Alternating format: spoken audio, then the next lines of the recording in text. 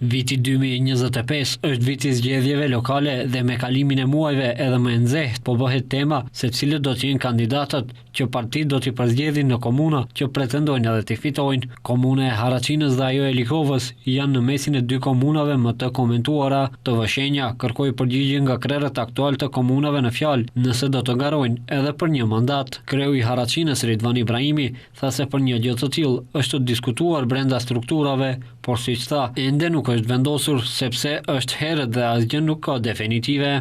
Ekzistojnë strukturat kryesi qendrore, ne kemi bisedu këtë çështje edhe me kryetarin, edhe me gjithë bashkëpunëtorët që i kemi në kuadër të komunës. Kështu që ne jemi mendoj që është më e rëndësishmja ne të përfundojmë mandatin me gjitha aktivitetet që kemi premtuar para qytetarëve dhe me shpresë që u bof më e mira për Haraçinën dhe për secilin komunë që është në kuadër të Bashkimit Demokratik për Integrim, po edhe në shtet.